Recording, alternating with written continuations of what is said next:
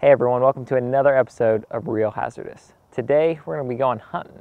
We're going to go after some white-tail deer, and we're going to show you our stand setup, give you some information, and see how we do on this hunt.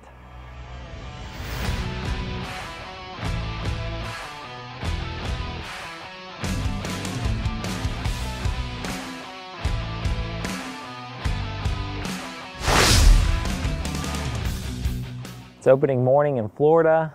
I'm up in a tripod tree stand we got set up, and it's early, and all of a sudden this deer comes out. Doesn't take me long to see that it's a buck. He's coming across this trail. So I'm here and this deer is coming this way. And he's moving pretty steadily. So I have to quickly turn on all my cameras, get my gun up and take a look at this deer.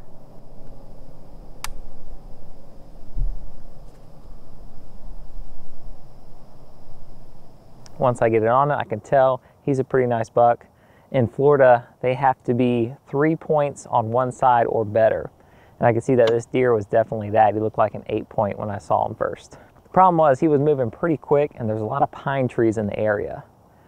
So at one point he actually gets to the thicker side, the left-hand side of the trail, and there's a lot more brush there. And by the time I get my gun up and everything going, I couldn't really see him. I thought he'd done just walked straight across through, didn't stop to feed or nothing. But I'm looking and I see his little tail flick. I was like, okay, he's still there. I figure if he keeps going in this direction, there's really only one more spot between pine trees where I'll get a shot. I wanted just enough of the scope on the deer so I can see when he started moving, so I'd have a little bit of a warning. Most of the gun, most of the crop part of the scope was on that opening spot between the trees.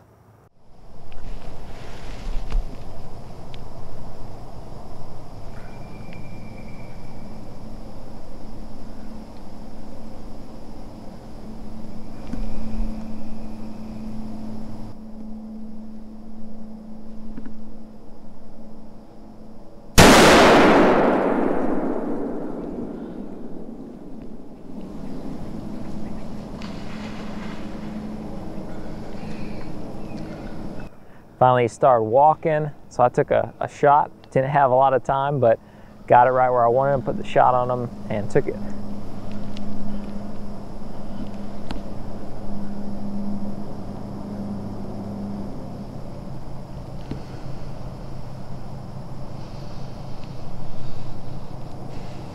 From what I could tell, it looked like I'd hit him. He kind of did that little kick and hit the ground and took off into the palmettos. Alright guys, just shot at a buck, early morning opening day. Deer came across, it was pretty thick, and he actually didn't give me much of a view. I could barely see him for a while, so I had to wait. I kind of looked at where he was heading, and kind of picked a spot that if he kept on that path, he would briefly step out. So he stepped out. I took a shot, and we'll see if we got him. I think I got him. Looks like he hit the ground pretty hard. Might have stumbled, but it sounded like he went down.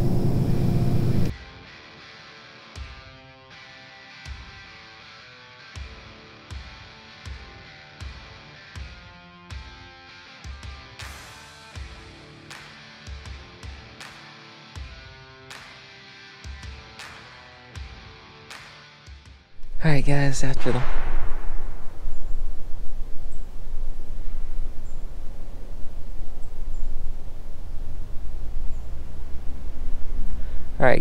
the hunt, we're gonna see if we can find the deer shot. I think I know about where it went down. Don't see any blood just yet, but Christopher and my dad are coming over, so we're gonna help look. It sounded like it went down pretty quick. I don't think it's far, but it was right next to some palmettos. I think it jumped into those. It can be hard to see in those, so we're gonna take a look around. When I got down though, I couldn't find any blood. I was looking, pretty sure I knew where I hit him, looked all around, no blood, couldn't find anything.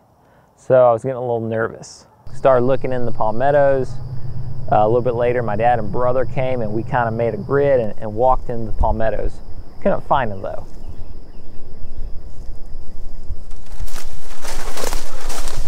Hey guys, I got it.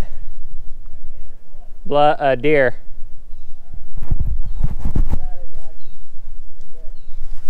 Oh boy, I thought for sure, I'd lost that one. So what I did is I had the Tactacam going. I downloaded the footage on my phone and I looked at it because I wanted to see if I did hit the deer and which way it ran. Turned out it ran a different way than I thought. I thought it went straight back. It actually went curved.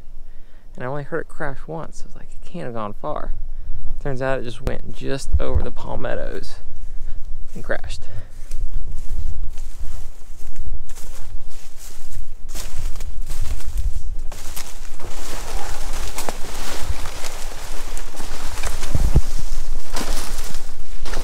Right in there? Yeah, it's right here.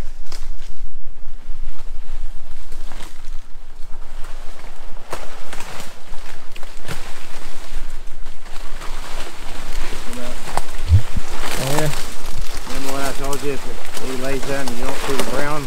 Yeah. An 8 point? I think so. Ain't bigger than the one I seen.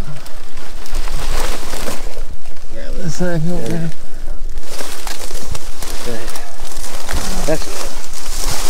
Remember this thing was blood, didn't Oh wait, here. I just seen a little right there. Not much.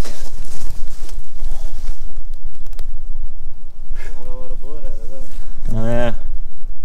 He said he seen a little right there at the end. I don't know why we didn't pick up on that. Walked a couple hundred yards that way. I think we looked everywhere. 5 yards that way. Very good. That wasn't even the big one on camera either. What? I don't think that was the big one. Oh, no. Is that the only buck you seen this morning? Actually, when I shot, I noticed something jumped off over there. I don't know if it was another buck or maybe that doe that's been here later. Yeah, mine, he come along the edge there and I'm like, I could see horns, but it's kind of thicket. So I put my scope up and it was wide open. So I'm trying to tune it down. When I finally tuned it down, I think it winded me or something because it kind of cut in behind some bushes. I could see it. So I was just trying to find the scope and then it come back, started walking away from me. So I just didn't get a good shot on it. Yeah, it's so thick in here. That's why actually I like the low power scopes.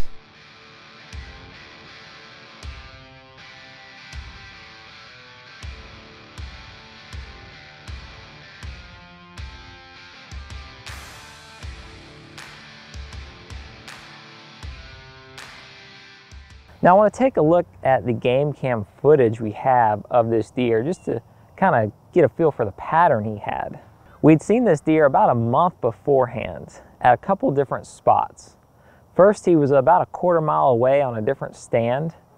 We had a couple times during the day. A lot of times it seemed like he was early morning or right at dusk. So at least he was in shooter light on the camera.